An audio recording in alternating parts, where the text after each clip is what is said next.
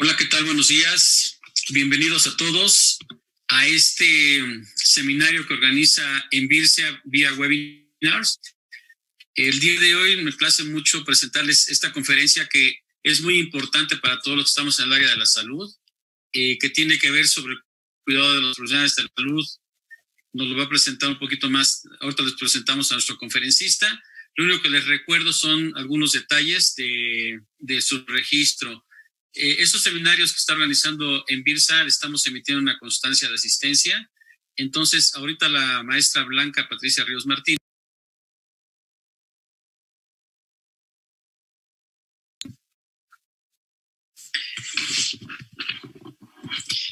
Bien, buenos días a todos por este cuarto jueves que llevamos de webinar. Les vamos a pedir, por favor, que para registrarse, para tener sus constancias deben registrarse y necesitan anotar en el chat su título, nombre, tal cual como desean que salga la constancia, además de la institución u hospital al que pertenecen. Porque luego hay unos correos un poco extraños y no sabemos ni siquiera identificar los nombres, pero por favor durante todo la charla pueden ir escribiendo así como vayan, en el momento en que puedan ir anotando estos datos. Posteriormente recibirán ustedes un mail con las instrucciones donde van a poder bajar su constancia y participar también en las encuestas a lo largo de este webinar, que en el caso no va a haber encuestas, sino lo que va a haber va a ser unos cuestionarios que nos va a proporcionar el doctor Trejo, que ya más adelante va a explicar cómo se va a trabajar con esto. Y cualquier pregunta les vamos a pedir, por favor, que sea por medio del chat y se van a responder hasta el final. Gracias, maestra Blanca Ríos. Y miren, quiero agradecer a nuestro Instituto de Investigación y Educación en Ciencias de la Salud, que nos permite organizar y que nos permite llevar a cabo todo esto. También a la Sociedad Médica del Hospital Ángeles del Pedregal, que nos apoya con su confianza y su aval, y al Hospital Ángeles del Pedregal, que nos respalda en estas actividades académicas. Finalmente, esta sesión se transmite en vivo, pero también se transmite posteriormente. Pueden seguirnos en nuestras redes sociales, en Envirsa, están aquí anotadas, o cualquier duda que tengan, se pueden comunicar a nuestro correo electrónico. Cualquier duda, estamos aquí a sus órdenes. Gracias, maestra Blanca Ríos. Bien, les quiero presentar al doctor Víctor Trejo Terreros. Él es especialista en psiquiatría del Hospital Psiquiátrico Fray Bernardino Álvarez. Él cursó alta especialidad en psiquiatría de enlace del Instituto Nacional de Ciencias Médicas y Nutrición, Salvador Subirán. Es maestro en dirección de organizaciones de salud. Tiene un diplomado como psicoterapeuta cognitivo-conductual en CETAD de la UNAM. Tiene un diplomado en psicología bariátrica de Obesity Academy y La Salle, y es profesor de la asignatura en la Facultad de Medicina de la Universidad UPAEP de Puebla, que es la Universidad Autónoma del Estado de Puebla, psiquiatra en Mentexpert, que está ubicado en las Torres Médicas de Angelópolis, Puebla. Le agradecemos mucho, Víctor, invitamos muy seguido porque siempre sus pláticas son muy agradables, con muy buena información y bueno, le damos las gracias de antemano por haber aceptado esta invitación. Y adelante, Víctor, en el momento en que tú quieras. Ya estamos viendo tu pantalla. ¿Tu micrófono está apagado? Ok, empezamos.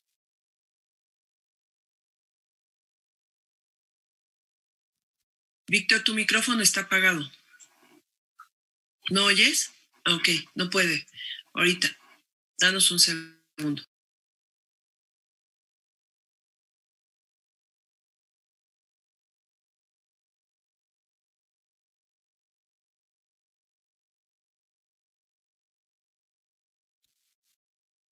Listo.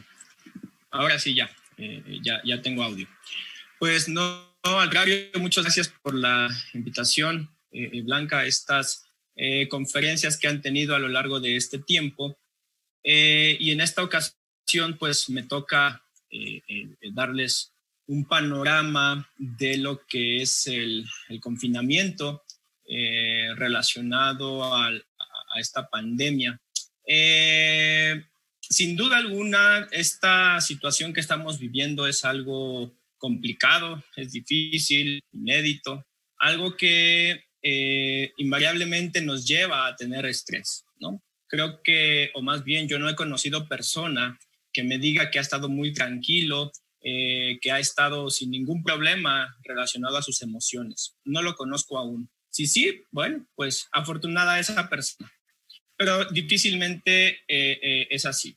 Bien, como ustedes ya conocen a esta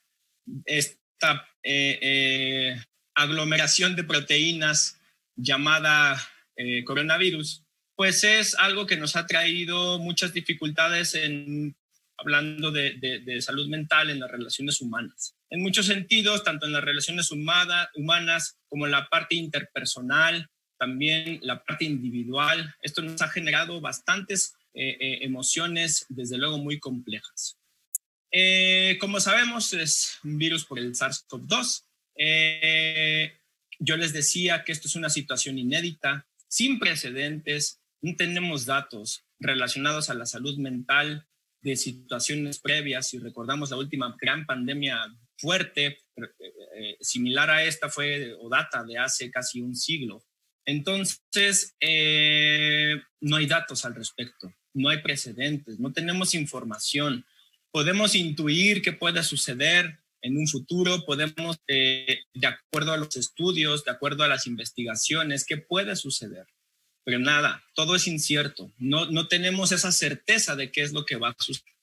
Sin embargo, esto no nos puede limitar en ciertos aspectos. Necesitamos seguir en la búsqueda de información al respecto. Tenemos que, de forma individual, seguir y continuar haciendo lo que solemos hacer de acuerdo a las características o contexto en el que vivamos. Sabemos que este virus llegó para quedarse. No hay más. Llegó, ya está aquí. No podemos en este momento tener una vacuna contra ello. No la hay. Están en investigaciones, desde luego. Pero esto, aunque suene un poquito complicado a veces, va a ser temporal.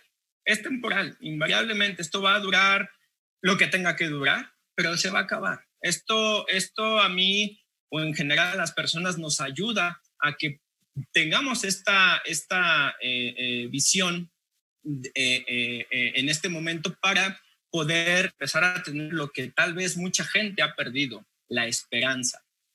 Entonces, se ha descrito en España, es un lugar donde ha pegado fuerte el coronavirus, en general toda la región europea. Se han descrito 4 oleadas de problemas de salud. La primera de ellas, podemos ver aquí, es una primera oleada en la mortalidad y morbilidad inmediatas por el coronavirus. Esta mortalidad, desde luego, ha sido una situación que ha perjudicado a los sistemas de salud del mundo y que en muchos países, como es el nuestro, estamos llegando a este pico de morbilidad y mortalidad por este virus. Esta es nuestra primera oleada descrita. En esta misma oleada, como en algunos países ya está sucediendo, va a haber una recuperación después de la enfermedad o incluso personas o aquellas personas que necesitaron cuidados intensivos. Va a haber esa recuperación de esta enfermedad. La segunda oleada está descrita como aquellos pacientes que son o que tienen una urgencia, no necesariamente por el COVID, pero por los recursos destinados en esta primera oleada, se va a ver reflejado en esta restricción de recursos en estos pacientes urgentes que no tienen la enfermedad del coronavirus. La tercera oleada es el impacto en la interrupción de atención de enfermedades crónicas, dado igual por los recursos de salud y por aquellos hospitales que ahora son COVID y que van a tener que reestructurar su forma de atención en estos pacientes con enfermedades crónicas. Aquí están descritas estas 3 oleadas. Sin embargo, o como ustedes pueden ver, estas olas, la más impactante sin duda alguna es esta, la primera en la que estamos, en la mortalidad y morbilidad. Las otras dos son importantes, desde luego, sin en medida, como se puede ver aquí. Ahora sí, la cuarta oleada es la oleada más, donde va a haber muchos más casos, pero desafortunadamente no se le da la atención, tanto de forma general como incluso nosotros mismos no le damos esa importancia a este estrés que nos genera toda esta pandemia, descrito aquí como estrés postraumático, el burnout, este desgaste profesional y emocional que se tiene por la atención a los pacientes, en este caso hablando de profesionales de la salud, propiamente una enfermedad mental, háblese de depresión, de trastornos de ansiedad, de trastornos de conducta alimentaria, entre otros. Y también se describe, como esto sí ha estado a lo largo del tiempo, el impacto que tiene sobre crisis económicas y desigualdades sobre la salud. Me voy a enfocar en esta cuarta oleada en la que algunos países ya están ahí o por lo menos ya está en este incremento de esta oleada y nosotros estamos avanzando como país hacia esa cuarta ola descrita en los profesionales españoles. Ha habido información vasta, ha habido muchos artículos científicos relacionados a la salud mental, haciéndose preguntas como si la enfermedad mental va a ser inevitable, la siguiente pandemia va a ser la salud mental, cuáles son aquellas consecuencias que estoy teniendo en mi salud mental por tanto el confinamiento, aquellos profesionales de la salud que están en la batalla de atención a los pacientes con coronavirus, aquellos pacientes, incluso personal de salud que tiene contacto con el virus, incluso fallecimientos y toda esta relación que hay con la enfermedad. Por lo tanto, como digo, hay mucha información al respecto. Ahorita todo se está, o más bien en un futuro próximo, se va a enfocar bastante en aspectos relacionados a la salud mental. Quiero mostrar este estudio que se hizo en China en marzo, justo cuando estaba terminando la pandemia, el confinamiento allá, a finales del confinamiento. Y lo que quiero que ustedes vean aquí son los factores relacionados a la salud mental en trabajadores de la salud que estaban viendo los pacientes propiamente. Es un estudio en el que se realizaron diferentes escalas de depresión, como es la conocida como PHQ, donde vienen 9 preguntas, de ansiedad, que vienen 7, insomnio y distrés. En general, o de forma muy general, la depresión está descrita en un 50% de todos los profesionales de la salud. Es decir, la mitad de los profesionales de la salud tienen depresión o tuvieron depresión en el momento del estudio. Esto evidentemente tuvo un incremento relacionado al impacto que tuvo este confinamiento y el enfrentar en el día a día a los pacientes con el virus. Entonces, siendo que la población general tiene alrededor del 9% o se describe 9% de prevalencia de depresión en la población general. Es decir, vean o visualicen o dimensionemos este impacto que ha tenido de un 9% en la población general a un 50% de depresión, evidentemente es bastante elevado. Aquí se hizo diferencias entre hombres y mujeres, se hizo diferencia entre si son médicos o son enfermeras. Lo mismo con ansiedad, un impacto bastante elevado, siendo que alrededor del 15-16% se reporta de prevalencia de ansiedad en la población general, aquí 44%, insomnio de igual forma en un 34%, y esto es muy relevante. el distrés. El distrés es como el estrés patológico, por decirlo así. 3/4 partes de los profesionales de la salud, por lo menos en este estudio, tuvieron distrés por atender a estos pacientes. Esto nos lleva a reflexionar a si esto es normal, no es normal, no estuvo bien, ¿qué sucedió? Para ello, pues entonces necesitamos saber cómo podemos hacer frente a esta distancia sana, ya sea en el aspecto de los médicos o de las enfermeras o en general profesionales de la salud que están en contacto con estos pacientes, ya sea de personal de salud que no está directamente en contacto con estos pacientes y de la población general. Los podemos englobar de esa forma. Pero para saber cómo tenemos que hacerlo, tenemos que partir necesariamente de una premisa. Todos, absolutamente todos, vivimos con angustia e incertidumbre ante la adversidad. Yo decía en un principio, yo no conozco persona, yo no conozco a alguien que me diga que ha estado tranquilo por este confinamiento. No conozco.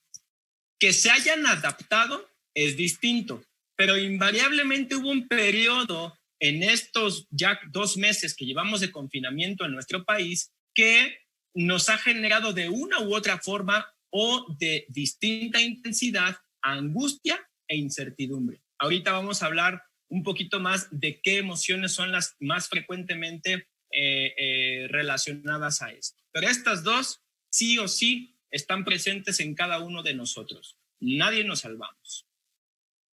Pero para ello necesitamos saber qué es la normalidad. Muchos de ustedes ya sabrán, ya tienen los conceptos necesarios de qué es el estrés. Sabemos que el estrés es una reacción psicológica y física normal ante las exigencias de la vida.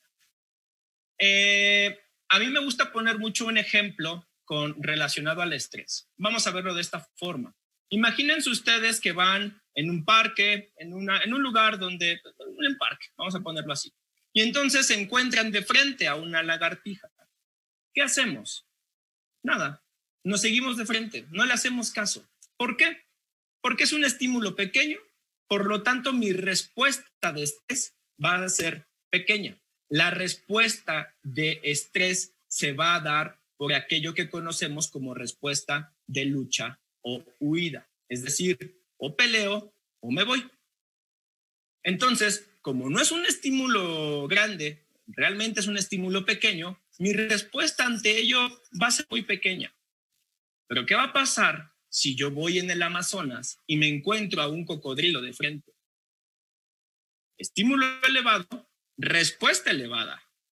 Yo pensaría que todos los que estamos aquí nos echaríamos a correr, invariablemente. Difícilmente vamos a pelear con ese cocodrilo.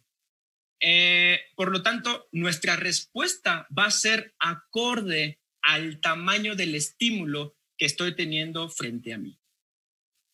Pero si el tamaño del estímulo vamos a pensar que es pequeño, pero es constante, ya podemos empezar a pensar que se trata de un estrés crónico o un estrés medio elevado que está constante a lo largo del tiempo, invariablemente me puede generar una respuesta emocional o una respuesta de estrés elevada. Y esto va a persistir a lo largo del tiempo hasta que este estímulo disminuya, en el mejor de los casos. ¿De qué va a depender? Pues va a depender de muchos factores, la forma en cómo yo voy a reaccionar ante ese estrés, ante ese estímulo. Evidentemente todos vamos a reaccionar de forma distinta. ¿De qué va a depender? Por supuesto del estímulo, de la personalidad que yo tengo, de la forma en cómo generalmente enfrento las situaciones o las dificultades de la vida. Va a depender del contexto también, de muchos factores que yo tenga ahí de por medio para que se presente esta respuesta. Sin embargo, estos desafíos diarios, que pueden ser múltiples, pueden afectarnos más allá de la capacidad de afrontamiento. Vamos a poner el ejemplo del cocodrilo. Yo puedo pelear y probablemente durante 1 minuto voy a hacer fuerza y voy a hacer lo necesario para que no me ataque de más. Pero esa fuerza va a seguir por parte del cocodrilo. Mi fuerza ya no va a ser útil. Ya mi afrontamiento no voy a lograr combatir con este cocodrilo. Por lo tanto, se van a agotar esas energías. Se va a agotar todo aquello que yo tenía dispuesto. Lo sé usar, sé qué hacer, pero ya no puedo, porque tanto el tiempo como la intensidad del estímulo va a sobrepasarme. Yo les decía, será normal tener incertidumbre, será normal tener angustia ante una situación como la que estamos viviendo, pensando que es un estímulo entre medio alto. Por supuesto que es normal. Es normal vivir todas estas emociones que probablemente ustedes hayan o todos hemos experimentado. Es una situación sin duda normal. Tenemos que partir de ello, porque saber que es normal, eso nos puede mejorar o aliviar esos mismos síntomas, porque pensamos muchas veces que lo que estamos viviendo somos las únicas personas que lo estamos viviendo, cuando no es así. Invariablemente vamos a tener un problema en nuestra salud emocional debido a este gran estímulo. Se han descrito muchos aspectos de qué se toman en cuenta ante una pandemia. Voy a describir tal vez para mí los más relevantes e importantes. Desde luego hay muchos más, como menciono. La pandemia ha cambiado la manera en cómo vivimos. Ha cambiado de forma, yo creo que radical, en cómo vivimos. Esto no sería posible si no tuviéramos esta pandemia, estas charlas, estos videollamadas, videoconferencias, etc. El primer punto es la incertidumbre. ¿Cómo puedo saber que yo tengo incertidumbre? En primer lugar, siempre hacemos esta pregunta: ¿cuánto tiempo va a durar esto? El gobierno me dice esto, otros países dicen lo otro, los médicos decimos otra cosa, y así, ¿a quién le hago caso? Por lo tanto, esto nos genera esta incertidumbre. Otra, y tal vez una de las más importantes o las que más frecuentemente he visto con mis pacientes médicos que están en la batalla, en la primera línea de fuego en esta batalla. ¿Y si yo me enfermo? ¿Qué va a suceder? Peor aún, ¿y si se enferman mis familiares? ¿Qué voy a hacer? Peor aún, a aquellos que tenemos hijos pequeños, ¿qué va a pasar si ellos se enferman? Hay tanta información y nosotros como profesionales de la salud leemos, investigamos y nos damos cuenta que a veces cosas que son muy importantes no están al alcance de la población general. Y si esto me sucede a mí, ¿yo qué voy a hacer? Invariablemente nos genera esta incertidumbre. Otro punto muy importante es la alteración de estas rutinas diarias. ¿Cómo cuáles? Yo puse algunos ejemplos. Nuestro trabajo, la escuela, gimnasios, actividades recreativas, actividades de ocio, entre otras. Todo esto se ha visto mermado, todo esto se ha visto distinto la forma en cómo estamos afrontando la situación con estos 4 aspectos. De tal forma que la adaptación en muchos probablemente ha sido complicada. Por otro lado, las presiones económicas. Seguramente hemos experimentado, a lo mejor de carne propia, que nuestros salarios se han visto reducidos. Nuestro trabajo ya no hay trabajo.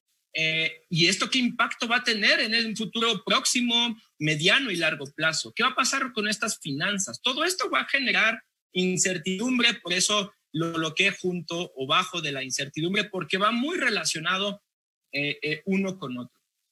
Y por supuesto, el propio aislamiento, el no ver a nuestros familiares. Seguramente ustedes han tenido la experiencia o, insisto, han visto, conocido médicos, enfermeras o en general personal de la salud que dejó de ver a sus hijos, que dejó de ver a sus familiares o dejó de ver a aquellas personas con las que vivían.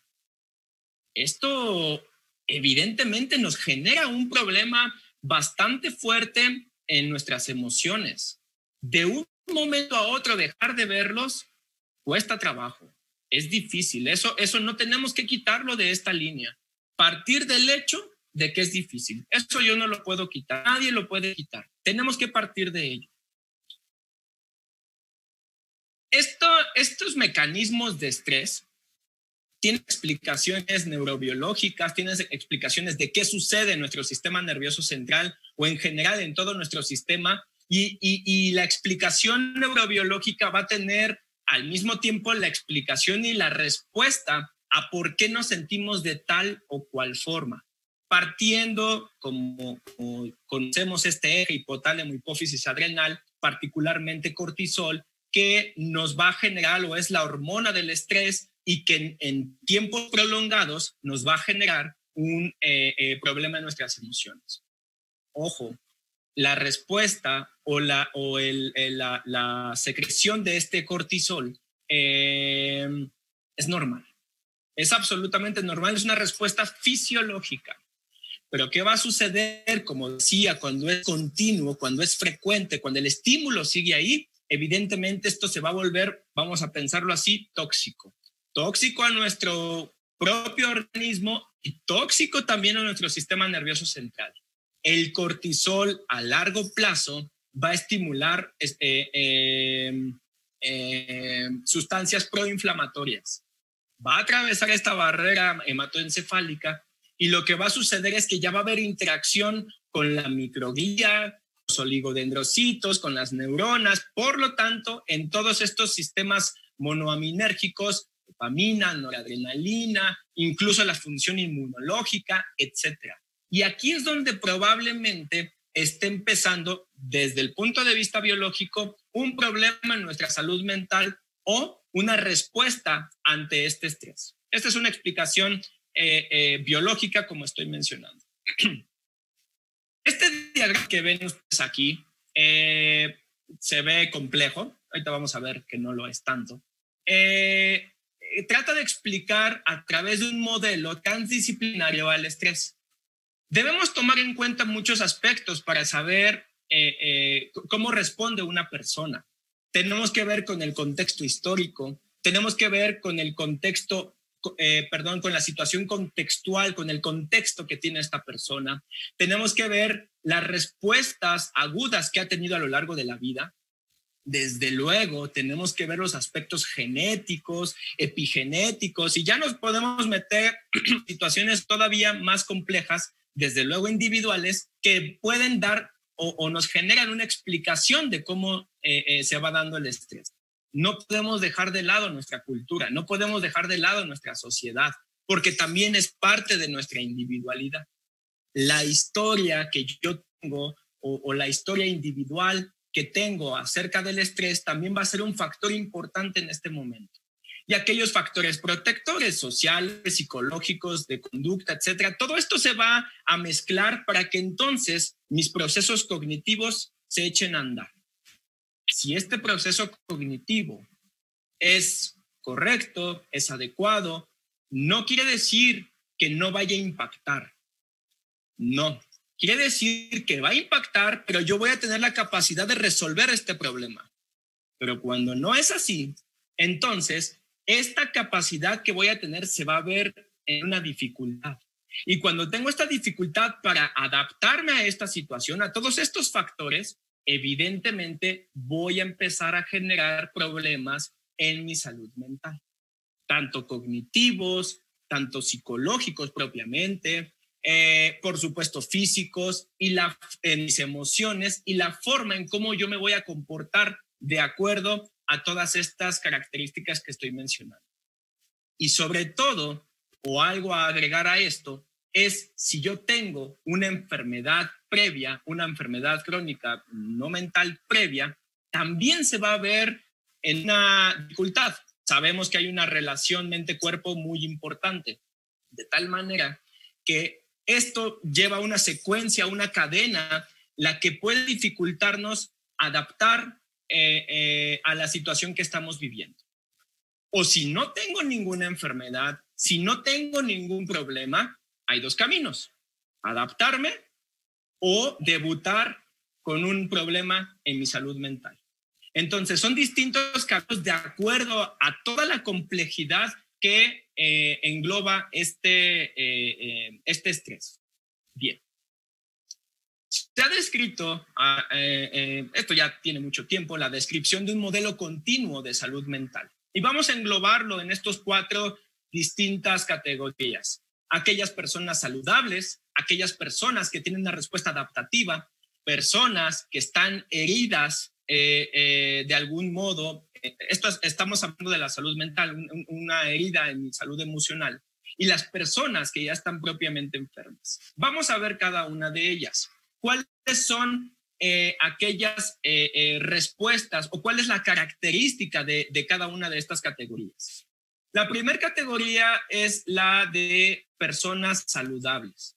¿Cómo yo considero una persona saludable en el aspecto mental? Son aquellas personas que tienen fluctuaciones normales en el estado de ánimo. ¿Qué quiero decir con esto? La tristeza, el enojo, la frustración, la ira, el miedo, la preocupación, todas las emociones son absolutamente normales. Esto es muy importante decirlo porque muchas veces decimos, oye, pero me siento preocupado, me siento angustiado. Pues claro, espera, es lógico estar angustiado, preocupado ante esta situación. Todos respondemos igual. Por eso son fluctuaciones. Es distinto una preocupación que me dure un cierto tiempo a una preocupación que se prolongue. Ahí ya podemos empezar a hacer una diferencia. Mis patrones de sueño son normales, no tengo problemas para conciliar el sueño, no estoy durmiendo de más, no se ve afectado a mi esfera de sueño. Por supuesto, voy a tener un bienestar físico, no va a haber dolor, no va a haber un aspecto físico que impida a mis actividades, mi rendimiento es normal, está constante, sigo siendo el mismo de siempre y mi relación social se mantiene activa. Si yo tengo estas características, estoy saludable. Pero ante un confinamiento, ante una situación, estar frente a pacientes que tienen el coronavirus, no puedo pensar en estar saludable.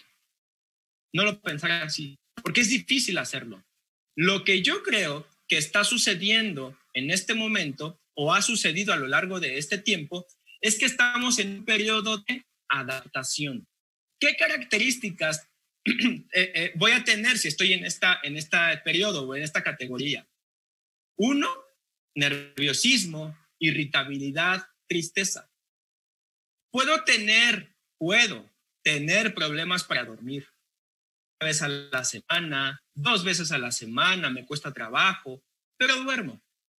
Puedo estar cansado más de lo habitual, mi energía va a disminuir, puedo tener tensión muscular, dolor de cabeza. Bueno, puse el ejemplo de dolor de cabeza, pero puede ser cualquier tipo de dolor que se vea incrementado. Y esta palabrita que ustedes ven aquí, que seguramente conocen, la procrastinación. La procrastinación es postergar algo que necesariamente tengo que hacer ahora. Yo tenía que dar una plática el día 4 de junio a las 11 de la mañana, pero no la hice sino hasta hoy en la mañana y la terminé a las 10 de la mañana. Es un ejemplo. Ese es un ejemplo de procrastinación. Yo tenía mucho tiempo en hacer una plática, pero por mi estado emocional no la hice sino hasta hoy. Esto, pongan ejemplos con ustedes mismos. Situaciones que tengo que, o aspectos, actividades que tengo que hacer hoy, pero las dejo para después. O las termino o un día antes de cuando tengo que entregarlo, o de plano no lo hago. Esto es algo bastante común en este periodo de adaptación. Y como decía, muchos, la gran mayoría, no tengo un porcentaje porque tal vez no exista un estudio que lo diga, pero tal vez por lógica, al tener un estímulo elevado, yo creo que todos estamos en este proceso de adaptación. Estamos utilizando nuestros recursos personales, sociales, culturales, contextuales para regresar al aspecto saludable. Pero ¿qué va a pasar si esto continúa? Voy a estar herido. Voy a tener ahora sí ya más dificultades. Esta ansiedad, este enojo, esta tristeza, se agrega a la desesperanza, nos va a complicar aún más, porque ya no va a ser momentáneo, ya va a ser de tiempos más prolongados. No puedo decirles cuánto tiempo porque no existe algo así, no es que digamos, ay, ya pasó una semana, ya estoy mal, tal vez no. Pero, por ejemplo, tristeza generalizada. Si yo veo una persona que está triste por lo menos 2 semanas, ya puedo pensar que se puede tratar un trastorno depresivo. Ojo, la tristeza no es sinónimo de depresión. La tristeza, agregado a otros síntomas, podemos llegar al diagnóstico de depresión o trastorno depresivo mayor. Entonces, aquí es cuando debemos empezar a hacer esta evaluación. Invariablemente aquí nuestro sueño va a estar perturbado. ¿Cómo me voy a dar cuenta? Para esto tengo que conocer los tipos de insomnio. El de conciliación o el inicial, el intermedio y el final. De conciliación, no puedo, me voy a la cama y no puedo dormir. No concilio el sueño. Pasa más de media hora o 20 minutos y no puedo dormir. Intermedio, me despierto a medianoche. Insomnio final, me despierto 2 horas antes de lo habitual. Si habitualmente me despierto a las 6 de la mañana, generalmente me despierto ahora a las 4 de la mañana. Entonces, un problema de sueño adicional, que también es bastante común en los adolescentes, es la hipersomnia. Duermo de más. Si habitualmente este adolescente dormía 9 horas, pues ahora está durmiendo 11, 12 o 13 horas. Entonces, esto también incluye en estos problemas para dormir. Mi rendimiento de trabajo, porque muchos no dejamos de trabajar. Seguimos en esto. Cuando nos estamos dando cuenta que hay un rendimiento menor a lo que habitualmente hacemos, algo está sucediendo. Y aquí este término de presentismo. El presentismo es, estoy en el lugar de trabajo, pero no soy productivo. No hago lo que tengo que hacer.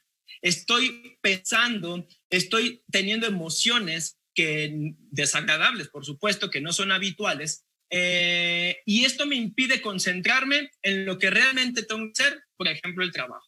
O aquellas amas de casa que ya no hacen su quehacer. O aquellas personas que tienen que hacer ciertas actividades, pero ya las dejaron están ahí, pero las dejan de hacer, justo por este presentismo. Ya no tengo interacción social.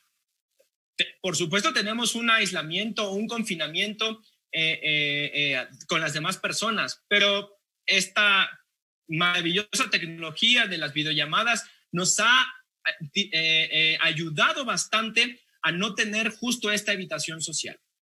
Y estas son las descripciones de esta categoría o de esta fase.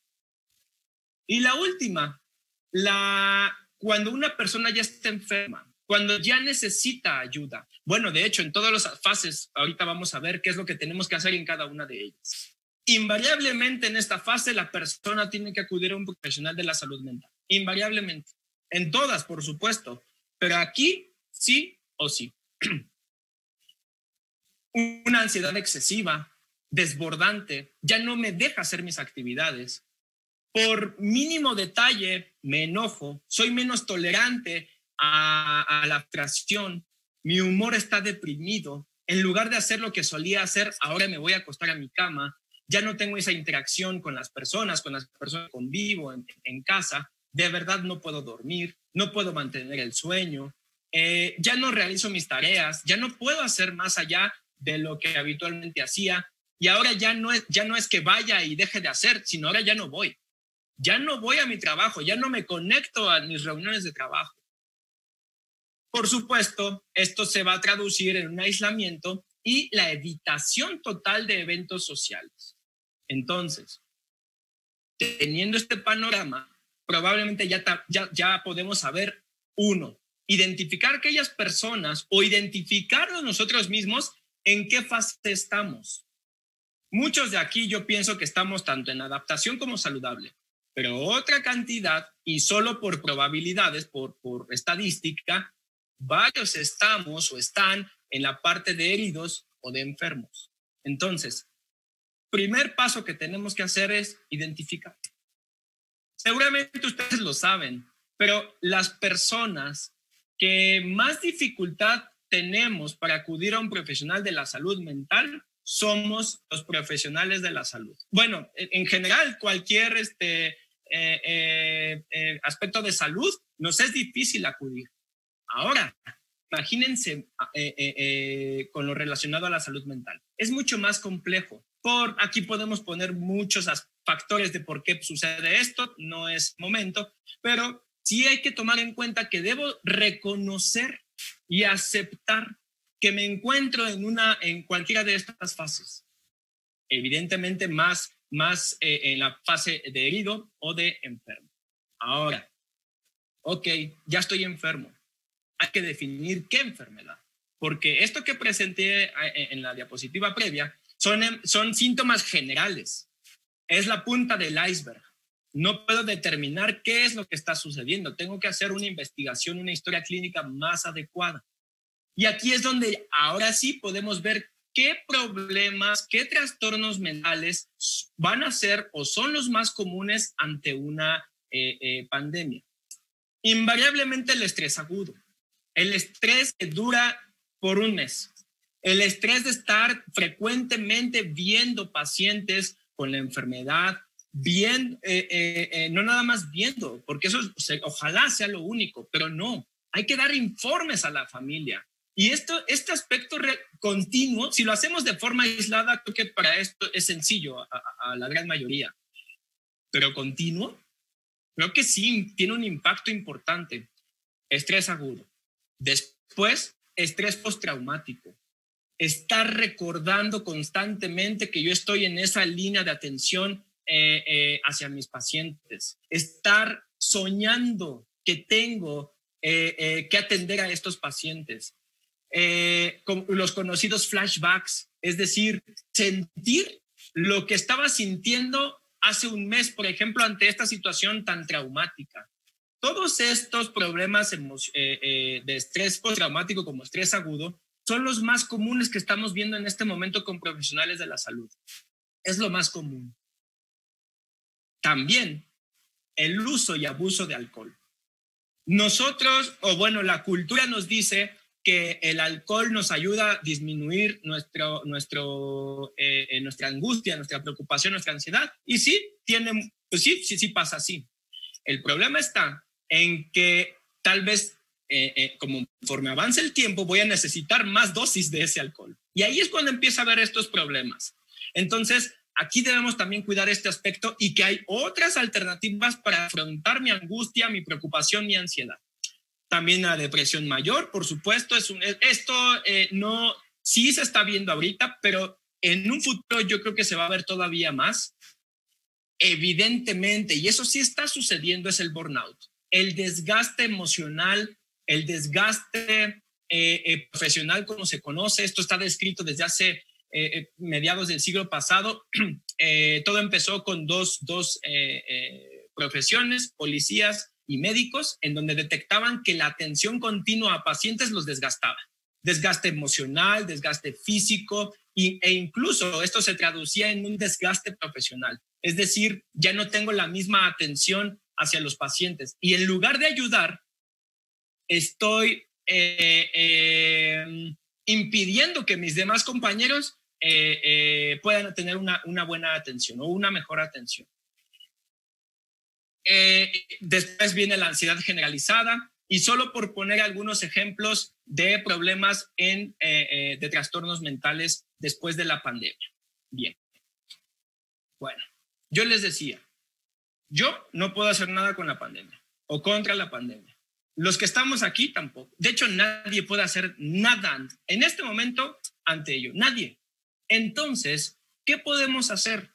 Verlo como una crisis oportunidad. Insisto, la situación, la pandemia, lo que estamos viviendo, no tengo nada que hacerle. Aquí el punto es, ¿qué voy a hacer yo ante esta situación? ¿Qué voy a hacer para que esto no me perjudique? Quitarme, irme, no puedo. Tengo que generar otras estrategias para afrontar esta situación tan complicada, tan compleja. Insisto, esto no lo voy a quitar. Aquí va a depender mucho de lo que yo pueda hacer. Para ello, hay distintas recomendaciones por realizar. Regresándonos a esta clasificación en fases, vamos a ver qué se puede hacer en cada una de ellas. La primera parte, la saludable, pues a lo mejor lo primero que nos viene a la mente es la prevención. ¿no? Si no lo tengo, ok, perfecto, pues voy a evitar que me dé. ¿Cómo? Probablemente varios de los que estamos aquí dejamos de hacer actividades que solían gustarme, actividades que solía hacer y que disfrutaba, que me generaban placer. Ejemplos pueden haber muchos. Bueno, pues si dejé de hacerlo, puedo retomarlos como primer punto. Después, este segundo punto de dividir los problemas en partes manejables. Yo siempre lo pongo a un ejemplo a mis pacientes. Imagínense que tienen el cuarto donde duermen, que no tiene ni pies ni cabeza, que ropa aquí, ropa allá, ya no saben si es limpia, si es sucia, que si el closet está mal, que está en desorden, bueno, un caos. Lo primero que tenemos que hacer es hacerlo dividirlo en partes sencillas, en partes que ahorita puedo hacer, porque también hay que pensar que nos llenan de actividades en casa. Entonces, ok, hoy no puedo hacer todo el cuarto, pero lo que sí puedo hacer es acomodar mi cama. No sé, les voy a poner un ejemplo. Mi cama. Ok, ya hice eso hoy. Mañana voy a arreglar o a dividir ropa limpia de ropa sucia. Pasado mañana voy a doblar la ropa limpia. El día después, a lo mejor voy a arreglar la primer parte del closet. Es decir, hacerlo en partes sencillas, manejables. Esto puede sonar muy simple, muy sencillo lo que estoy diciendo, probablemente. Pero esto para las personas que están tanto heridas como enfermas es imposible. No de la nada llega un caos en nuestra recámara, en nuestro cuarto. Algo tuvo que pasar para que esté en esa situación mi cuarto. Entonces, eso es lo primero que tenemos que hacer, dividir estas actividades. Identificar y cultivar sistemas de apoyo, es decir, seguir en contacto con mis amigos, con mis familiares, con las personas cercanas, para no perder esto y evitar en un futuro sentirme abandonado, sentirme aislado, entre otras. Mantener un estilo de vida saludable. Esto tiene que ver con la alimentación, tiene que ver con el ejercicio, tiene que ver con medidas, por ejemplo, de ejercicios de relajación, que actualmente hay muchísimos ejercicios de relajación. El mindfulness es una estrategia útil de relajación. Ahora, ¿qué voy a hacer si estoy en una fase de adaptación? Primer punto, y se los mencioné hace un momento, reconocer mis limitaciones. En este momento no puedo hacerlo. No puedo. ¿Por qué? Pues a lo mejor, no sé, es más, yo creo que no es necesario saber el por qué en este momento. Reconocer que no puedo. Primer punto. Pero una vez que reconozca que no puedo, ok, entonces ahora sí voy a empezar a dividir mis actividades para que logre ese objetivo que tengo en mente. Desde luego, del descanso, la comida, hacer ejercicios de forma habitual y de forma adecuada, nos va a ayudar a restablecer mi salud emocional. Nuevamente, otro ejemplo con la forma gradual o de dividir los problemas. Cuando pensamos hacer ejercicio, ¿qué es lo que habitualmente hacemos? Me voy a ir bueno, ahorita no podemos ir al gimnasio, pero me voy a poner un video de YouTube que dure 1 hora para hacer zumba, para hacer cualquier actividad física. No dudo que se logre. Probablemente se logre hacer en esa hora todo el ejercicio, pero al día de mañana no voy a querer. Y pasado menos, me cansé demasiado. No voy a encontrar el gusto.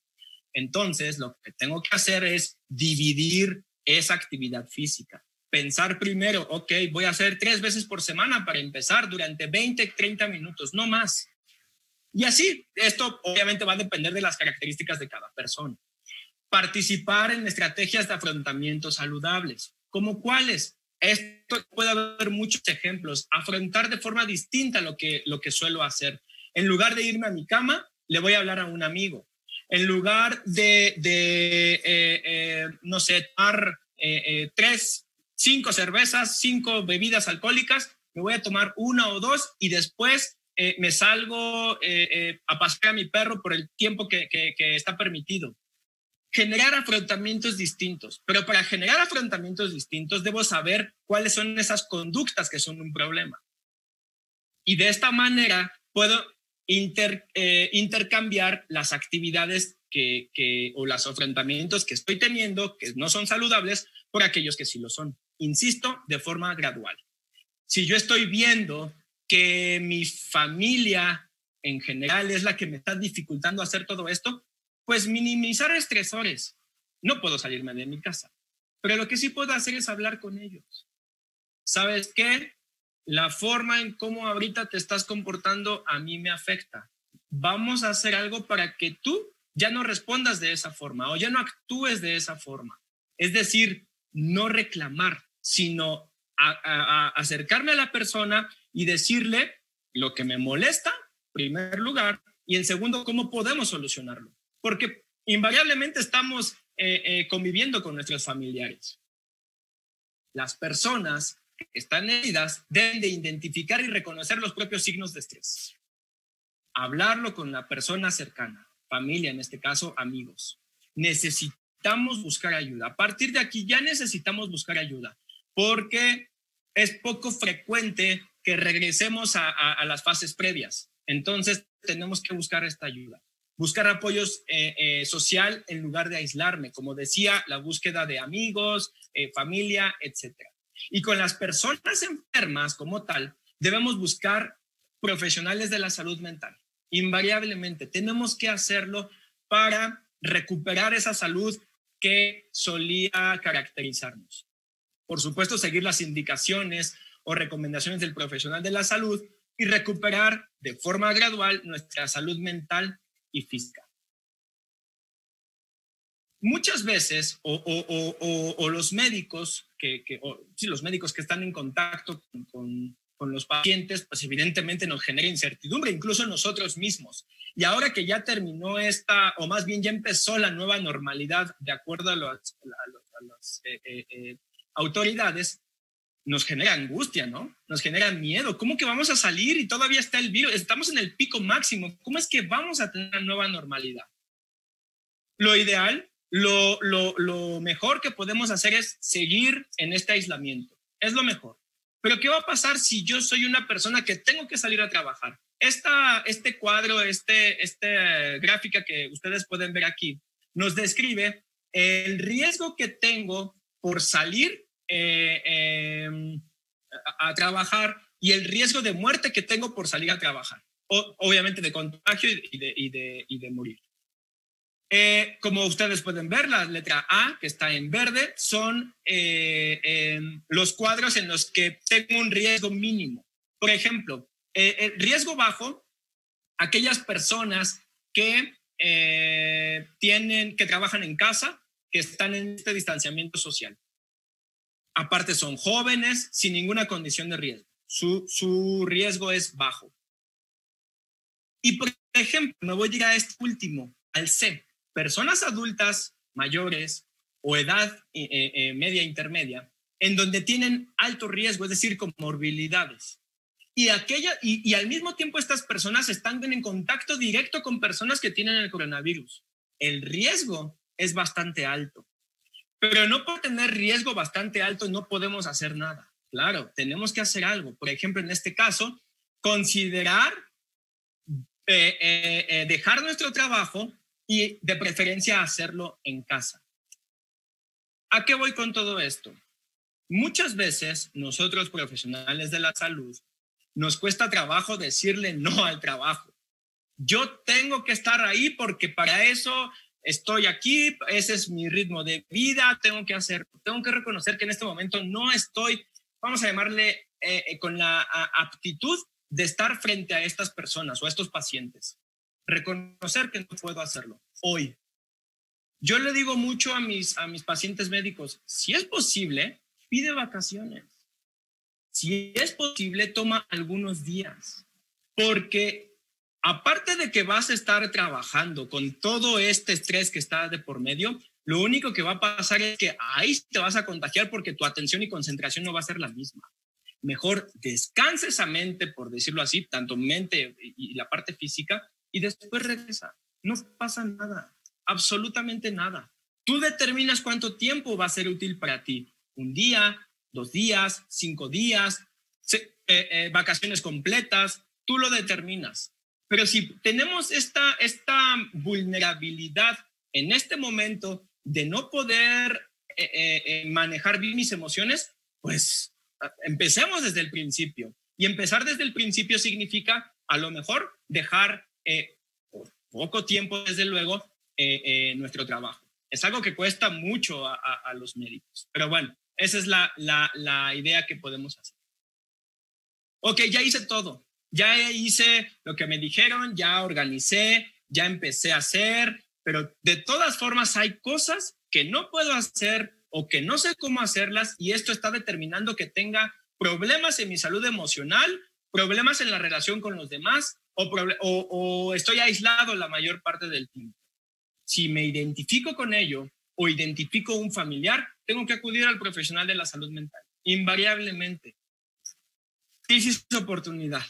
Independientemente de la fase en la que esté, hay cosas que hacer. Tengo cosas por hacer, incluso si ya estoy enfermo. Entonces, con esta oportunidad que ahora nosotros tenemos como profesionales de la salud mental, y en general la telemedicina ha sido un recurso muy favorecedor y accesible para la gran mayoría de las personas para la atención de los problemas de salud mental, como la telepsiquiatría, la telepsicología, que son ahorita ya hay muchos documentos al respecto que sí han sido útiles. Entonces, este sería un recurso que ustedes, o que en general todos podemos acudir o recurrir. Este estudio que se hizo en la Academia de Psiquiatría de Enlace en Estados Unidos ha sido la evolución de la consulta de salud mental de la pandemia. Vean ustedes, particularmente en azul y en el color naranja. En persona, en marzo, todo mundo, ¿no? Es lo habitual, lo que generalmente hacemos. En abril ya no hubo casi consultas personales, por decirlo así. Ya todo fue a través de la videoconferencia, lo mismo que las consultas actualmente son así. En distintas especialidades, por supuesto, hablando de salud mental, no es la excepción.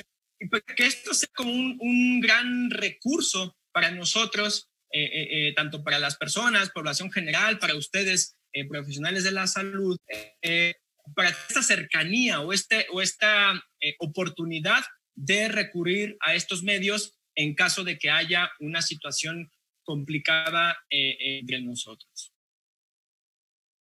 Ya casi para terminar, aquí lo que quiero englobar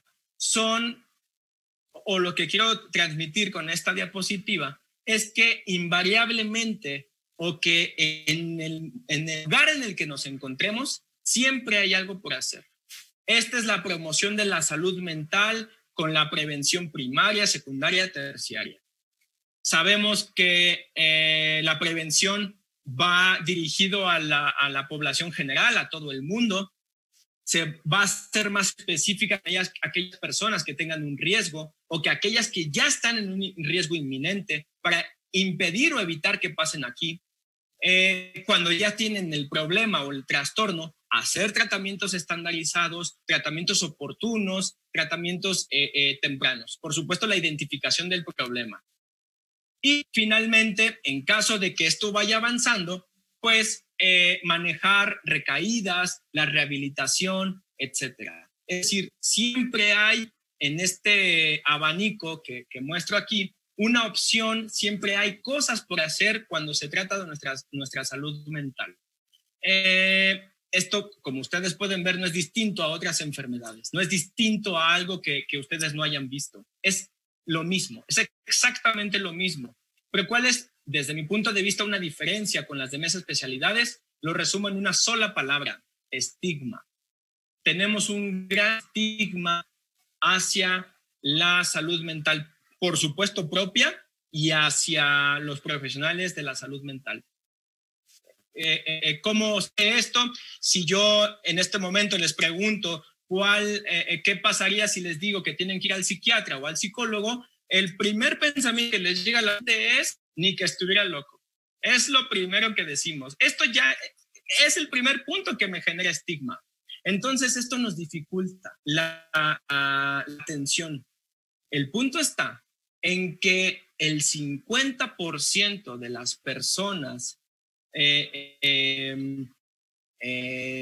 o más bien de un 100%, solamente el 50% acuden a un profesional de la salud mental.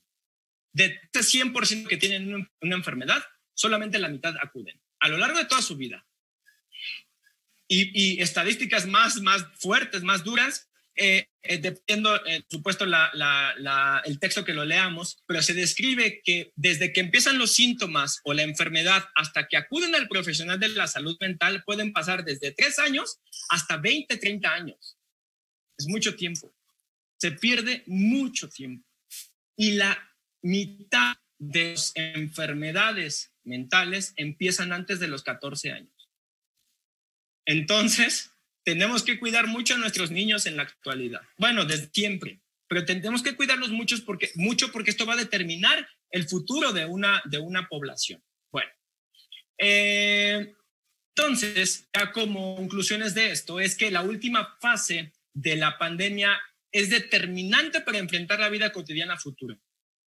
¿Cómo? Identificándolo, hacer estrategias de prevención, porque sin duda es la mejor estrategia para cualquier enfermedad. La que me digan esto no es algo que no sepan, pero es importante también aterrizarlo en la salud mental. También hay estrategias para prevenir una enfermedad, incluso con todos los riesgos posibles.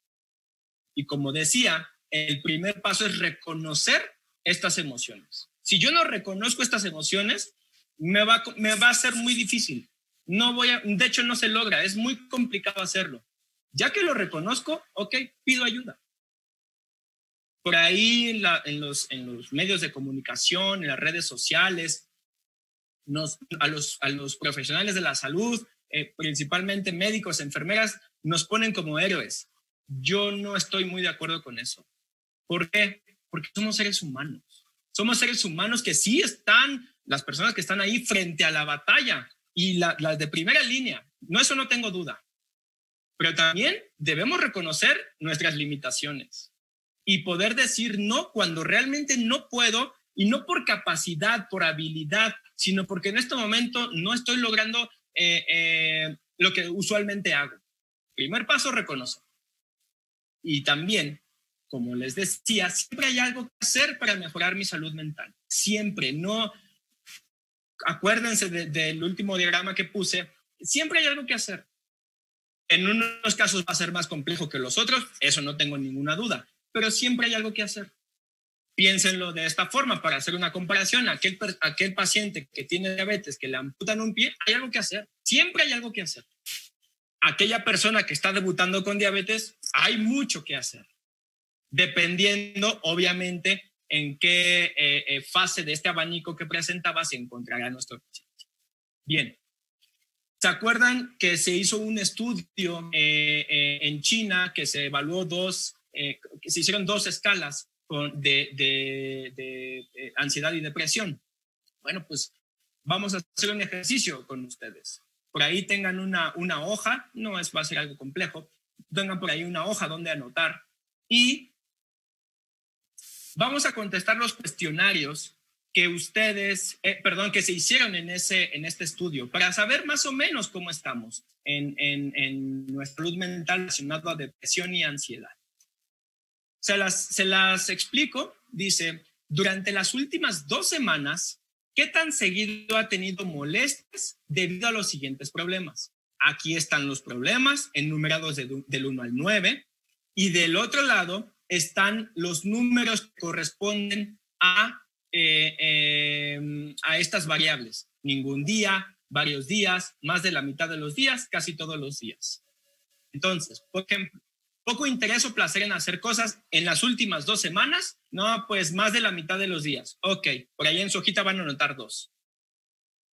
Hagan todo esto, estas 9 preguntas, y al final lo suman. Vamos a dar algunos minutos para que lo puedan hacer.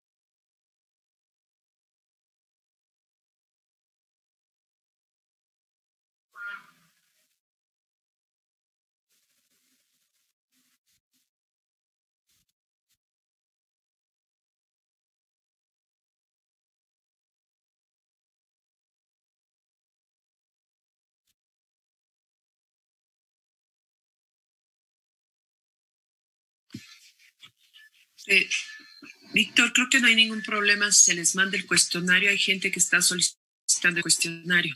Claro, sí, sin ningún problema. Entonces se va a poner el cuestionario para las personas que lo están solicitando en la página web donde donde va a estar la retransmisión de esta plática, que les van a poner en la página, en el chat, la página que es www.envirsa.online/channel. Ahorita se las describimos en el chat. Ahí va a estar la retransmisión de esta conferencia y también ahí van a estar los 2 cuestionarios que nos hace favor de dar Víctor. Algunos ya están mandando sus resultados, pero ahorita van a decir. Okay. Si ya lo hicieron, esto ya saben, se los van a enviar. Vamos al siguiente cuestionario. Este siguiente cuestionario es de depresión, el que estoy dando, y este siguiente es de ansiedad.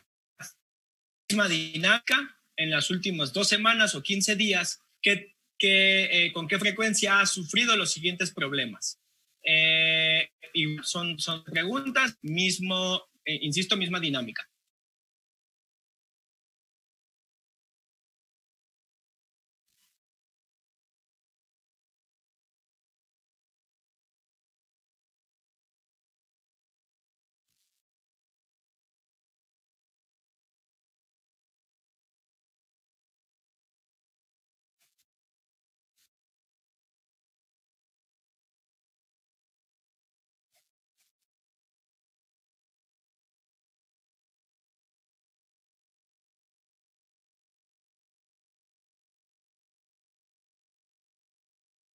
Bien, ya que tenemos ahora sí, pues más que, pues ahora sí que,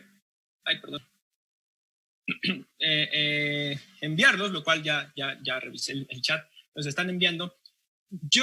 A mí me gustaría más que ustedes se queden con esto, que se queden con su puntaje, para que ahora sí a continuación veamos en dónde están, qué grado de intensidad o qué grado de severidad tiene este problema que ustedes están pasando. Aquí está. El primer cuestionario, si tienen un puntaje menor a 10, son síntomas mínimos, normales, de adaptación. Si tienen 11 a 14, es leve. Si tienen de 15 a 19, es moderado. Si tienen de 20 a 27, es grave. Esto, ojo, esto no son diagnósticos, solamente evalúa síntomas depresivos, lo mismo que el otro, síntomas de ansiedad y específicamente ansiedad generalizada. Tienen una sensibilidad muy alta, pero esto no es que tengan un puntaje, por ejemplo, de 27, no significa que necesariamente tengan una depresión grave. Hay que hacer más exploración al respecto, la parte clínica, desde luego, y hacer otros cuestionarios para determinar si realmente es en este caso, depresión grave. Lo mismo con el otro, menos de 4 puntos, síntomas mínimos, leve 5 a 9, moderado 10 a 14 y grave de 15 a 21. Ya ustedes, la idea de estos cuestionarios es que se aterrice en el lugar en el que se encuentran ahorita, por las distintas circunstancias. Entonces, para mí es mucho más fácil saber en dónde estoy colocado y entonces ahora sí empezar vamos, en este caso, un tratamiento, o saber qué es lo que voy a hacer, pero ya teniendo en mente qué es lo que tengo y dónde estoy colocado. Si yo estoy en un puntaje de depresión grave, mi esfuerzo va a ser mayor que aquel que tiene leve. Entonces, yo creo que para mí eso es muy importante, saber en dónde estoy parado o colocado. Va a ser, entre comillas, mucho más sencillo saber de dónde voy a partir, ¿no? Estos cuestionarios son los mismos que se hicieron allá en China. Ustedes, sería súper interesante tener resultados de lo que ustedes acaban de contestar, ¿no? Y compararlo con aquellos médicos. Aquí el auditorio es heterogéneo, pero no importa, todos nos dedicamos a la salud.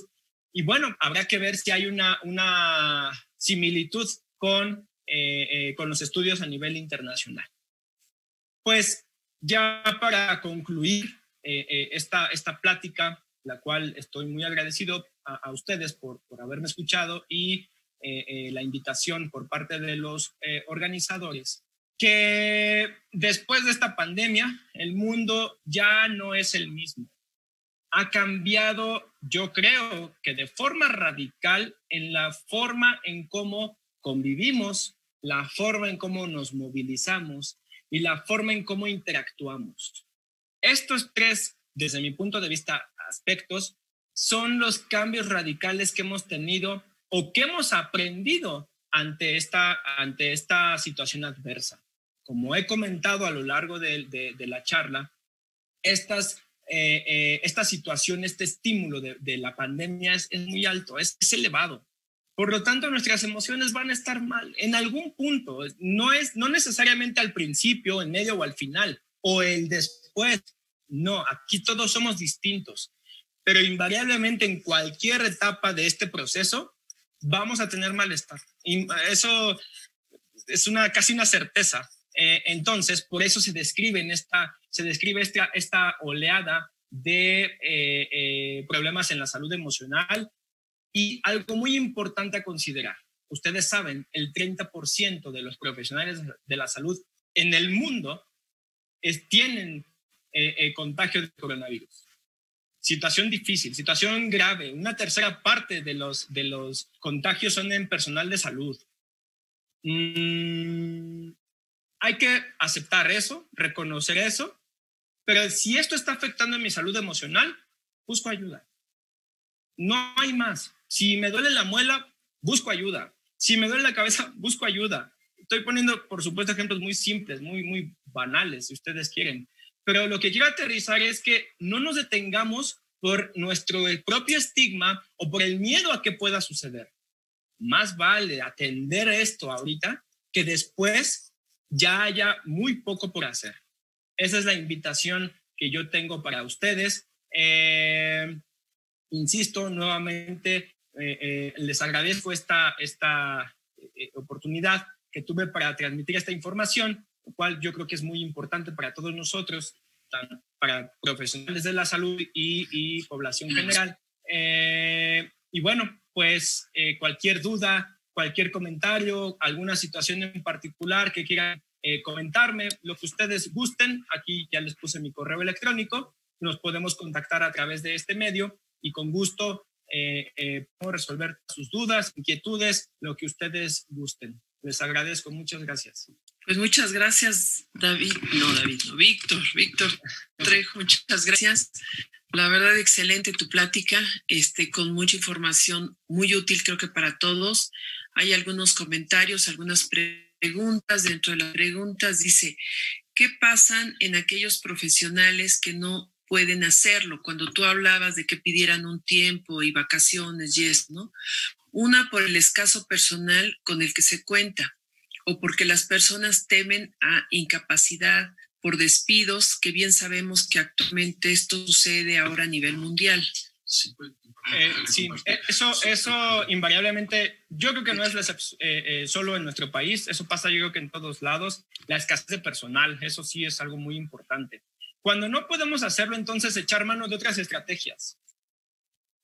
No es sencillo lo que voy a decir, suena lógico, pero no es sencillo. Desconectarnos de nuestro ámbito de salud. Muchas veces, y nuestra característica como profesionales de la salud es que investigamos, leemos, vemos, y a ver este artículo, y a ver, yo pienso que si ya me está afectando, temporalmente, deje eso a un lado. No tengo por qué hacerlo. No hay necesidad en este momento porque eso me va a generar más angustia, más estrés. Buscar información no va a ser útil, insisto, temporal. Si yo estoy en mi actividad laboral, mis 8 horas, por ejemplo, y estoy viendo pacientes, ok, ahí tengo que estar, no hay más, ahí tengo que estar. llegando a casa, hago otras cosas que no tengan nada que ver con mi actividad profesional, en la medida de lo posible, por supuesto. Usualmente, las personas que se encuentran muy desgastadas emocionalmente, les es difícil. Si retomamos nuestras actividades que solíamos hacer de recreación, cualquier otra actividad, esto nos va a ayudar a mejorar nuestro aspecto anímico. Insisto, cuando no se puede tomar estas vacaciones, cuando no podemos tomar nada de descanso, creo que esta es una opción que podemos utilizar y que puede ser útil, desde luego. Perdón, y algo que olvidaba, establecer rutinas. Invariablemente, en los niños y adolescentes se les alteró la rutina de forma considerable. He visto niños, bueno, yo no veo niños, pero he visto casos que los niños de 4 o 5 años están durmiendo a las 2 de la mañana. No son vacaciones, no estamos en esto, estamos en una situación complicada y que debemos llevar las rutinas como si estuviéramos afuera. Difícil, ¿eh? Yo nunca he dicho que todo lo que he dicho va a ser fácil, no, pero debemos hacer en la medida de lo posible las rutinas que solíamos hacer para no perdernos en ahora qué sigue, qué va a pasar, y sobre todo a los niños, como decía hace rato. Sí. Gracias, Víctor.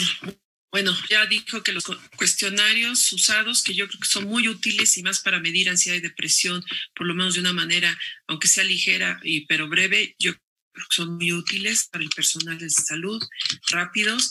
Y hay otra pregunta que dice, ¿qué estrategias recomiendas para manejar la ansiedad que está generando el regreso a la nueva normalidad? Primer medida de recomendación, y como todo el mundo sabemos, las medidas de prevención. ¿Puedes, por favor, dejar de compartir la pantalla? Sí, claro. Gracias. ¿Ya se dejó de compartir? Ya. Creo que ya. Gracias. Ok. Medidas de prevención. Si yo tengo que salir, lo que tengo que hacer es protegerme. El uso de cubrebocas, por ahí en la diapositiva donde veo el cuadro del riesgo que tengo, en todas estaba el cubrebocas. Tengo que usarlo. Ya los estudios, recientemente es un metaanálisis de que si es útil o no, ya ven que hubo una discusión sobre el cubrebocas. Hay que usar el cubrebocas, mantener las distancias, nuestro gel, las medidas para los que no estamos frente a pacientes con el COVID, medidas de prevención básicas, lo que tenemos que hacer. Ahora, si realmente me genera ansiedad, yo ya estoy tomando medidas de prevención y entonces hay que empezar a ver en qué fase me encuentro. Si estoy en una fase de herido, ya con enfermedad, ya tengo que buscar atención en mi salud mental. Por supuesto, esto es individual, esto tiene que ser personalizado, como ustedes ya lo saben. Pero la primer medida para bajar mi angustia, de verdad, es protegerme. No hay más. Y ya después, por supuesto, otras medidas que se pueden hacer, técnicas de relajación en casa, ejercicios de respiración, el mindfulness. Les recomiendo mucho que tomen mindfulness. Les ayuda mucho para bajar la angustia, el estrés, principalmente. Pues muchas gracias. Pues hay muchos comentarios también de felicitaciones y no sé si hay alguna otra pregunta. Recuerden que deben anotar en el chat su nombre, su título, nombre tal cual como quieren que salga, su constancia, su título y hospital o clínica donde laboran, por favor. Doctor Pedraza. Me da la pantalla, por favor. Bien, aparte de eso tenemos algunos comentarios. Muchas felicitaciones, Víctor, muchas felicidades. Y compartir la pantalla. Dice Carla Meneses que muchas gracias. Va a compartirlo con sus compañeras. Se aprende mucho.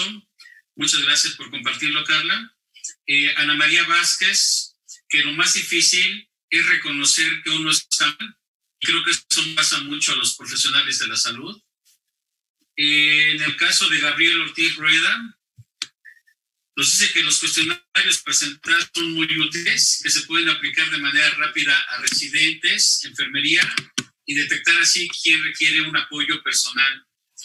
Y Mónica Iván Hernández nos dice que gracias, que no cabe duda que la salud mental es un problema de salud muy grave en la actualidad y que esas pláticas ayudarán mucho al personal de la salud. Dulce Ruiz nos comenta que ella ve niños y es impresionante la calidad de vida que manejan, no solo el sueño, sino la ansiedad por la escuela, por los hábitos alimenticios y por los cambios en casa. Y hay otra pregunta que dice Laura Villalobos, que dentro de las estrategias de afrontamiento saludable, ¿cuáles serían los fundamentos como un ABC para poner en práctica? Lo primero que tengo que hacer es saber de estas estrategias de afrontamiento, uno, actividades que son placenteras. Forzosamente tengo que hacerlo. ¿Cómo me voy a dar cuenta que es placentero? Cosas que solía hacer y que dejé de hacer. O la segunda, cosas que tenía pendientes por hacer y que en este momento es el modo por hacer. Hay muchos ejemplos al respecto. Esto va a depender de la persona. Se describen, no sé, muchas actividades. Insisto, esto va a depender de uno. El primer punto es ese. El segundo, empezar a acomodarlos en mi día a día de forma gradual. Pero para que yo empiece a acomodarlos, tengo que identificar aquellas actividades que estoy haciendo que no son tan productivas. Por ejemplo, si yo sé que estoy tomando siestas de 2 o 3 horas, eso no es productivo, pero ojo, no voy a dejar de hacerlo. Voy a tomar mi siesta, 45 minutos, 1 hora incluso, y en lugar de esas 2 horas restantes de seguirme en la siesta, pongo mi alarma para empezarme a hacer actividades, las actividades placenteras. Aquí es donde yo menciono que tengo que reconocer qué es lo que yo estoy viviendo en mi día a día, qué actividades estoy haciendo que no son productivas. Por ejemplo, los adolescentes. Me dicen, es que la mamá, es que lleva 5 horas en el videojuego y ya no quiero que juegue videojuego. No, yo no le voy a quitar el videojuego. Lo que tengo que hacer es limitar el tiempo. En lugar de esas 5 horas, que sean, no sé, dependiendo, ¿no? 2 horas, por ejemplo. Y esas 3 horas restantes que las ocupen a hacer otra cosa. Empezar a intercambiar en los tiempos aquellos que no son tan productivos con aquellos que sí lo pueden ser y que me generen placer. Insisto, ejemplos, no sé, esto es muy vasto, dependiendo la persona. Entonces, en resumen, A, identificar actividades placenteras. B, hacerlas de forma gradual. Y C, intercambiarlas por aquellas actividades que no son productivas. Tal vez pienso. Gracias, Víctor, muy amable. Matilde García nos comenta que es de gran ayuda reconocer cómo un profesional de la salud también necesita ayuda en este momento. Aquí yo creo que es un tema muy interesante porque es muy común que nos ocurra por ser profesional de la salud, no nos damos cuenta que nosotros requerimos ayuda profesional. Yo creo que el primer acercamiento que podemos tener ahí está con el cuestionario. Nos cuesta trabajo reconocerlo. Si hago este cuestionario, tal vez aterrizo que sí tengo un problema. Probablemente. A lo mejor no es que haya una vía específica. Todos actúan distinto, todos nos vamos a comportar distinto. Si a mí me ayuda, para mí es fácil reconocer, bueno, qué bueno. Pero si no, ok, que otra persona me lo haga saber. Ahora me están diciendo, es que estás más enojón, es que ahora estás haciendo esto, es que antes no hacías lo otro. Bueno, ya algo está pasando, no es común que me digan todo esto. Por ahí podemos empezar, o incluso, como decía, hacer los cuestionarios. Nos va a ayudar mucho, nos aterriza nuestras ideas y nuestras emociones, por supuesto. Tal vez sería eso forma básica para empezar a reconocer nuestros problemas o emociones. No, pues muchas gracias, Víctor. La verdad, excelente. Hay muchas felicitaciones, excelente plática, felicidades. Bueno, tú puedes checarlo en el chat. Te agradecemos mucho tu útil conferencia, como siempre, Y los invitamos para el próximo jueves, va a haber un mini simposio sobre aspectos médicos psicológicos de niños y adolescentes ante el COVID-19. El registro es en la misma página www.envirsa.online/channel. Y aquí están los nombres de nuestros conferencistas: la psicóloga Janet Pedinche Caldero, la psicóloga Lorena Mezcua, el doctor Ramón Peñalosa, que es pediatra, y su servidora, que va a coordinar de nuevo esta sesión. Los esperamos y agradecemos a todos su colaboración. Cualquier duda, por favor, háganoslo saber en el chat. Y muchas gracias, Víctor. Luis, ¿quieres comentar algo? Al contrario, gracias por la invitación. Gracias, muy amables. Pues el Instituto de Investigación y Educación en Ciencias de la Salud, junto con la Asociación Médica Hospital Jesús Pedregal, les agradece a todos su participación. Doctor Víctor Trejo, excelente conferencia, muy amable. Blanca Ríos, agradecemos mucho la coordinación de este seminario. A todos ustedes les pedimos que si tienen cualquier duda para su constancia, nos lo hagan saber. Los esperamos dentro de 8 días y esperamos cumplir el objetivo y llegar a todos nuestros colegas profesionales de la salud. Gracias a todos. Seguimos en contacto. Se queda el chat abierto para que pongan sus datos. Quien falta por poner datos. Gracias. Muchas gracias, Víctor. Estamos en contacto. Gracias. Y saludos. Igualmente. Que estés muy bien. Hasta luego. Gracias a todos. Gracias, Víctor. Hasta luego. Hasta luego.